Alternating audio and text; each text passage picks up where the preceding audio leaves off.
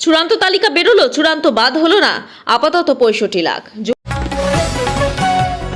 যুবসাথীতে 80 লক্ষ আবেদন আসলে মমতার ব্যর্থতার প্রমাণ ধুয়ে দিলেন শুভেন্দু।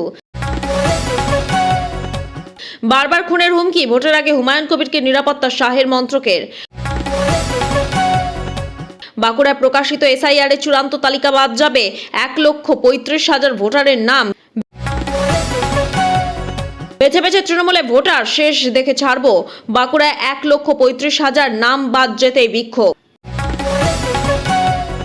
5,000 থেকে 11,000 টাকা পর্যন্ত সরকারি সাহায্য স্কিমে পাবেন মহিলারা। মমতার ভবানীপুরে 47,094 নাম বাদের প্রতিযোগিতায় সর্বাধিক 4,07,000 নাম বাদ কলকাতার। রবিবার থেকে ঝড় বৃষ্টি শুরু হবে বাংলায়, কতটা ভাসবে আপনার জেলা? ভোটের আগেই মহিলাদের জন্য আরও এক বড় উদ্যোগ সরকারের, রাস্তায় বেরোলেই মিলবে এই সুবিধা। বিএসএফকে জমি হস্তান্তর নিয়ে বড় পদক্ষেপ রাজ্যের, বিজেপি বলল রাজনীতি ছেড়ে দেব যদি কামব্যাক করেই বোমা কেজরিওয়ালে, কাকে চ্যালেঞ্জ দিলেন? এসআইআর আবহেই রাজ্য সরকারি কর্মীদের জন্য বড় ঘোষণা, এক ধাক্কায় অনেকটা বাড়ল বোনাস। তৃণমূলে প্রার্থী হচ্ছেন প্রাক্তন ডিজিপি রাজীব কুমার কোয়েল মল্লিক, রয়েছে আরো বড় চমক। কিশোরীকে গণধর্ষণের পর হত্যা, বাঁচাতে গিয়ে খুন, দিদাও পদ্মাপাড়ে হাড়হিম ঘটনা। বাংবার্সে গানে নেচে হোলি খেলবেন দিলীপ, এসআইআর তালিকা প্রকাশের দিন খোশ মেজাজে দাবাং নেতা। মাধ্যমিক পরীক্ষার্থীদের জন্য আপডেট, ফল প্রকাশের সম্ভাব্য দিন জানালো পর্ষদ। রানাঘাট, কৃষ্ণগঞ্জ, চাকদহ হাজার হাজার নাম বাদ, মতুয়াদের উপর কেমন প্রভাব, যা বলল তৃণমূল। চূড়ান্ত তালিকা প্রকাশের দিনই ফের এসআইআর বিরোধিতায় পথে তৃণমূল। হাইকোর্টের নির্দেশে কেন্দ্রীয় নিরাপত্তা পেলেন বিধায়ক হুমায়ুন কবির। এতক্ষণ শুনছিলেন সংবাদ শিরোনাম, এবার আসছি বিস্তারিত খবরে। ভিডিওটি ভালো লাগলে লাইক করুন এবং আমাদের ইউটিউব চ্যানেলটি সাবস্ক্রাইব করুন। চূড়ান্ত তালিকা বেরোলো, চূড়ান্ত বাদ হলো না, আপাতত 65 লাখ। কেউ বলেছিলেন 1 কোটি, কেউ বলেছিলেন 80 লক্ষের বেশি। এসআইআর এর চূড়ান্ত ভোটার তালিকায় কতজনের নাম বাদ যাবে তা নিয়ে বিজেপি নেতারা নানা মন্তব্য প্রথম থেকেই করছিলেন। শাসক দল তৃণমূল আবার অভিযোগ করে কমিশনের অফিসে বসে জোর করে নাম বাদ দেওয়া হচ্ছে।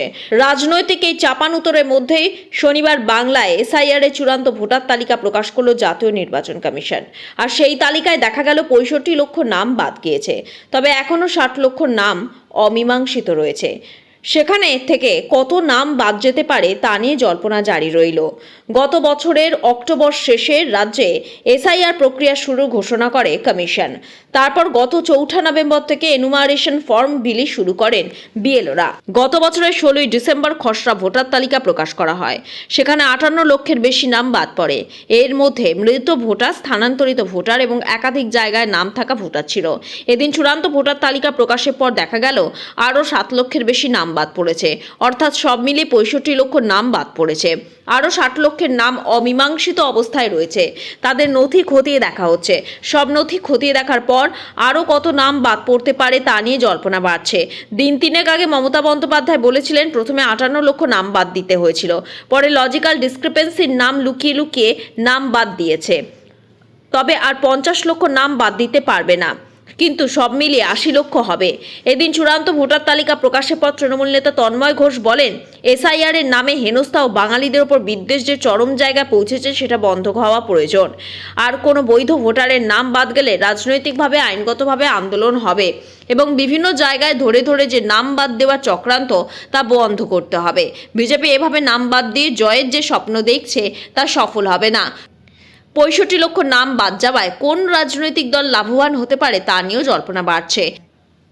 এই নিয়ে বিজেপি নেতা জগন্নাথ চট্টোপাধ্যায় বলেন ভোটার তালিকা প্রকাশের পর কার লাভ কার ক্ষতি তা বিচার করার দায়িত্ব রাজনৈতিক দলের নয়। ভোটার তালিকা প্রকাশের পর সেই তালিকা নিয়ে ভোট যুদ্ধে নেমে পড়াটাই রাজনৈতিক দলের কাজ। আমরা সেটা করব, কিন্তু আমরা এটুকু বুঝতে পারছি পশ্চিমবঙ্গে মুসলমান সমাজের নাম কেটে দেওয়ার জন্য মমতা বন্দ্যোপাধ্যায়ের নেতৃত্বে তৃণমূল কংগ্রেস সুপ্রিম কোর্ট মামলাটিকে নিয়ে গিয়ে যেভাবে বিচারকদের হাতে এই বিচার করার ভার দিয়ে দিলেন, তাতে তৃণমূল কংগ্রেসের জন্য এই পুরো প্রক্রিয়াটা বুমেরাং হতে চলেছে। 5,000 থেকে 11,000 টাকা পর্যন্ত সরকারি সাহায্য এই স্কিমে পাবেন মহিলারা। মোদী সরকারের বড় উদ্যোগ। সন্তানের ভবিষ্যৎ ও মায়ের পুষ্টি নিশ্চিত করতে কেন্দ্র ও রাজ্য সরকার যৌথভাবে এই প্রকল্পটি পরিচালনা করে। মূলত গর্ভবতী ও স্তন্যদানকারী মায়েদের পুষ্টির অভাব দূর করাই এর মূল লক্ষ্য। কত টাকা আর্থিক সহায়তা দেয়া হবে? এই প্রকল্পের টাকা সরাসরি উপভোক্তার ব্যাংক অ্যাকাউন্টে পাঠানো হয়।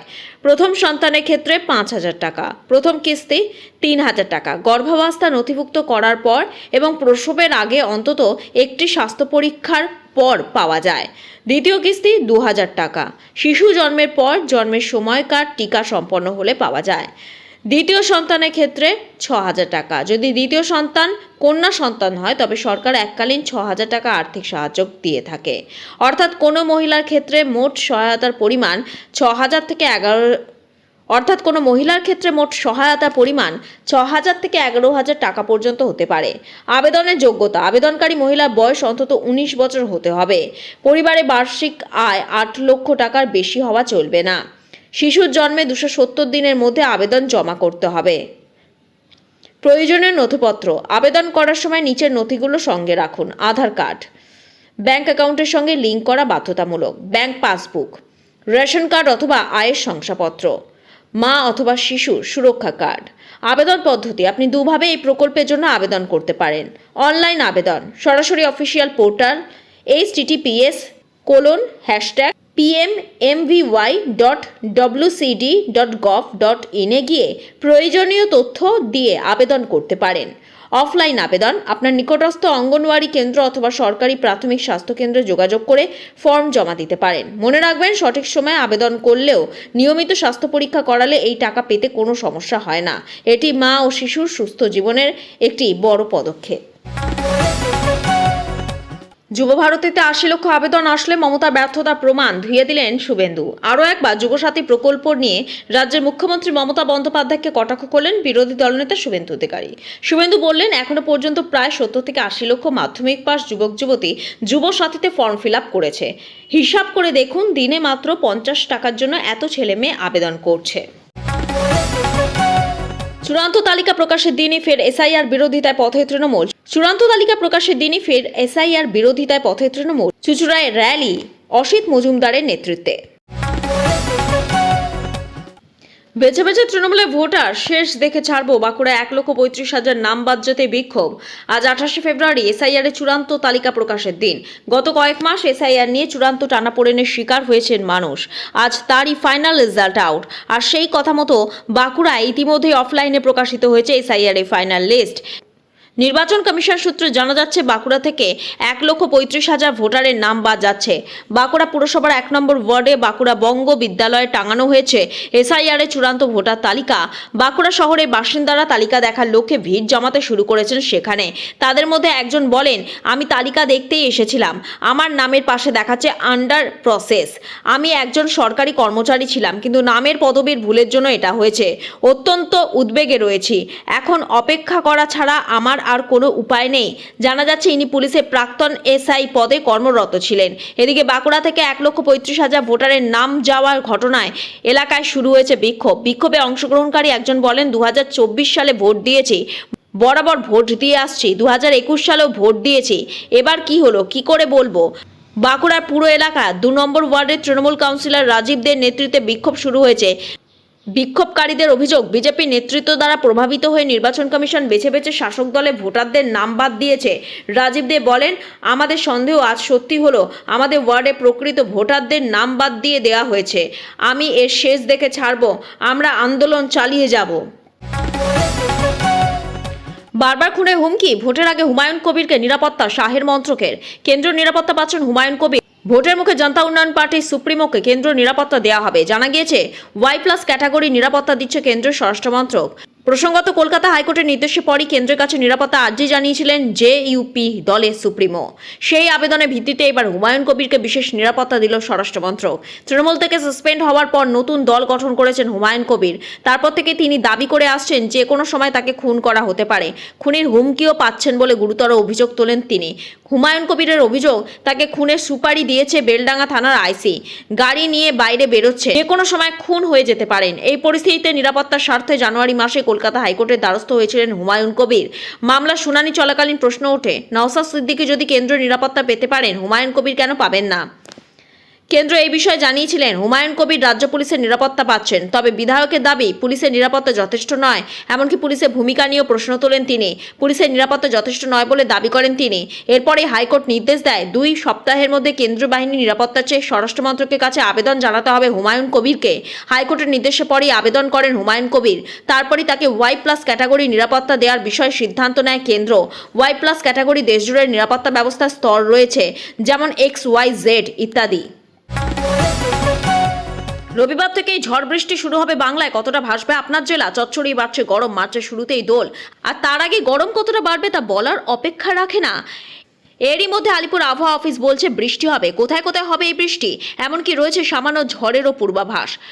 কোন জেলায় হবে এই ঝড় বৃষ্টি আর কোন কোন জেলা শুকা যাবে, বিস্তারিত সবটা। আগামী 7 দিন দক্ষিণবঙ্গে শুষ্ক আবহাওয়া থাকবে। শুধু উত্তরবঙ্গে আগামী 2 দিন পশ্চিমী ঝঞ্ঝার জন্য বিক্ষিপ্তভাবে ঝড় বৃষ্টির সম্ভাবনা রয়েছে। বিশেষ করে আজ শনিবার দার্জিলিং, আলিপুরদুয়ার, কালিম্পংয়ে ঝড় বৃষ্টির সম্ভাবনা রয়েছে। আগামীকাল অর্থাৎ রবিবার দার্জিলিংয়ে হালকা বৃষ্টির সম্ভাবনা রয়েছে। পরশুদিন মানে সোমবার থেকে আকাশ পরিষ্কার হয়ে যাবে। খানিক কুয়াশার সম্ভাবনাও রয়েছে উত্তরবঙ্গে। 3 দিন পরে উত্তরবঙ্গে তাপমাত্রা সামান্য বাড়বে। দক্ষিণবঙ্গে তাপমাত্রা আগামী 3 দিনে বাড়ার সম্ভাবনা। কলকাতা তাপমাত্রা সর্বোচ্চ 32 এবং সর্বনিম্ন 21 ডিগ্রি আশেপাশে থাকবে। রাতের যে শিরশিরানি ভাব অনুভূত হয় পুরোপুরিভাবে হারানোর পথে। দক্ষিণবঙ্গের আবহাওয়াও আজ শুষ্ক থাকবে। হাওড়া, হুগলি, উত্তর ও দক্ষিণ 24 পরগনা, পূর্ব ও পশ্চিম মেদিনীপুর, ঝাড়গ্রাম, পুরুলিয়া, বাঁকুড়া, নদিয়া, পূর্ব ও পশ্চিম বর্ধমানে শুষ্ক আবহাওয়া থাকবে। দিনের বেলায় তাপমাত্রা বাড়তে থাকবে। বৃষ্টির কোনো সম্ভাবনা নেই। আগামী 7 দিন এমনই আবহাওয়া থাকবে। ভোটের আগে মহিলাদের জন্য আরো বড় উদ্যোগ সরকারের। রাস্তায় বেরোলেই মিলবে এই সুবিধা। সামনে নির্বাচন। বিরোধী দলগুলি সরকারকে আক্রমণ করার জন্য যে ইস্যুগুলো খাড়া করে তার মধ্যে অন্যতম হলো নারী সুরক্ষা। এবার আর কোনো ফাঁকতাল রাখতে চাইছে না কলকাতা পুলিশ। নারী সুরক্ষা এবার বিশেষ ব্যবস্থা নিচ্ছে তারা। এবার শহরে 5 জায়গায় চালু হচ্ছে পিঙ্ক বুথ। এখানে উল্লেখ্য, মহিলাদের জন্য এর আগে একাধিক জনমুখী প্রকল্প নিয়ে এসেছে মমতা সরকার। এবার তাদের নিরাপত্তা আরো সুনিশ্চিত করতে বড় উদ্যোগ পুলিশমন্ত্রী মমতা বন্দ্যোপাধ্যায়। কি এই পিঙ্ক বুথ? কলকাতা পুলিশ সূত্রে খবর, এই বুথগুলি সম্পূর্ণ মহিলা পরিচালিত। সংশ্লিষ্ট বুথগুলিতে থাকছে অত্যাধুনিক সুবিধা। এছাড়াও শাইনিং পেট্রোলিং গাড়ি ঘুরবে রাতের কলকাতায়। সেই গাড়িতেও থাকবে মহিলা উর্দিধারীরা। শাইনিং পেট্রোলিং গাড়ির নাম দিয়েছেন খোদ মুখ্যমন্ত্রী মমতা বন্দ্যোপাধ্যায়। জানা যাচ্ছে বিকেল 5টা থেকে রাত 11টা পর্যন্ত পিঙ্ক বুথগুলি খোলা থাকবে আর রাত 2টা পর্যন্ত শাইনিং পেট্রোলিং গাড়ি ঘুরবে। কোথায় কোথায় এই পিঙ্ক বুথগুলি তৈরি হয়েছে? কলকাতা পুলিশ সূত্রে খবর, গড়িয়াহাট, শ্যামবাজার, বেহালা, কাকুরগাছি, হিডকো মোড়ে এই বুথগুলি খোলা হচ্ছে। সিপি সুপ্রতিম সরকার বলেন, নারী সুরক্ষা কলকাতা পুলিশের সর্বোচ্চ অগ্রাধিকারের মধ্যে পড়ে। সেই বিষয়ে মাথা রেখে 2টি বিশেষ উদ্যোগ নেওয়া হলো। যে সকল কর্মরত মহিলা সন্ধ্যে থেকে একটু বেশি রাতে বাড়ি ফেরেন তাদের নিরাপত্তা আরও সুনিশ্চিত করা যায়, আরও সুদৃঢ় করা যায়, সেই বিষয়টি মাথায় রেখে এই উদ্যোগ নেওয়া হলো। একটি হলো পিঙ্ক বুথ। কলকাতা শহরে 5টি গুরুত্বপূর্ণ সংযোগস্থল, পরে আরও বাড়ানো হবে সংখ্যাটা। কোনো অসুবিধায় পড়লেই এই পিঙ্ক বুথে মহিলারা যোগাযোগ করতে পারবেন। বিএসএফকে জমি হস্তান্তর নিয়ে বড় পদক্ষেপ রাজ্যে। বিজেপি বলল, বাংলাদেশ থেকে অনুপ্রবেশ নিয়ে অনেকদিন ধরেই রাজনৈতিক চাপানুতো জারি। বিজেপির অভিযোগ, রাজ্যে জমি না দেওয়াতেই সীমান্তে কাঁটাতারে বেড়া দেওয়া যাচ্ছে না, যার জেরে বাড়ছে অনুপ্রবেশ। অন্যদিকে অনুপ্রবেশ নিয়ে কেন্দ্রীয় স্বরাষ্ট্রমন্ত্রকে নিশানা করে রাজ্যের শাসক দল। এই আবহে সীমান্তরক্ষী বাহিনীকে 105 একর জমি হস্তান্তর প্রক্রিয়া শুরু করল রাজ্য সরকার। ওই জমিতে বিএসএফ কাঁটাতারে বেড়া নির্মাণ ও বর্ডার আউটপোস্ট গড়ে তুলবে। বিএসএফ ও অন্যান্য কেন্দ্রীয় সংস্থাকে জমি দেওয়ার প্রস্তাব খতিয়ে দেখতে গঠিত মন্ত্রিগোষ্ঠী শুক্রবার নবান্নে প্রথম বৈঠক করেন। মুখ্যমন্ত্রী মমতা বন্দ্যোপাধ্যায়ের নির্দেশে গঠিত এই মন্ত্রিগোষ্ঠীতে রয়েছেন পুরমন্ত্রী ফিরহাদ হাকিম, বিদ্যুৎ মন্ত্রী অরূপ বিশ্বাস এবং ভূমি সংস্কার দপ্তরের প্রতিমন্ত্রী চন্দ্রিমা ভট্টাচার্য। জানা গিয়েছে, 17 কিলোমিটার সীমান্ত জুড়ে কাঁটাতার বসাতে প্রয়োজন 67 একর জমি। 9টি বর্ডার আউটপোস্ট নির্মাণে প্রয়োজন 18 একর জমি। জমি মালিকদের থেকে ক্রয় করে তা বিএসএফ এর হাতে তুলে দেবে জেলা প্রশাসন। গতকাল বিএসএফকে জমি দেওয়া নিয়ে আলোচনা হয় মন্ত্রিগোষ্ঠীতে। এবার মন্ত্রিগোষ্ঠী অনুমোদনের পর প্রস্তাব পাঠানো হবে মুখ্যমন্ত্রী দফতরে। তারপর মন্ত্রিসভা অনুমোদন দিলে জমি ক্রয় প্রক্রিয়া শুরু হবে। এছাড়া সীমান্তবর্তী 9টি এলাকায় রাজ্যের অধীনে থাকা প্রায় 25 একর জমি হস্তান্তরের প্রস্তাবটিও মন্ত্রিসভায় তোলার অনুমোদন দেওয়া হয়েছে। বিএসএফকে জমি দেওয়া নিয়ে রাজ্যের উদ্যোগকে খোঁচা দিতে ছাড়ল না গেরুয়া শিবির। বিজেপি নেতা জগন্নাথ চট্টোপাধ্যায় বলেন, ঠেলায় না পড়লে বিড়াল গাছে ওঠে না।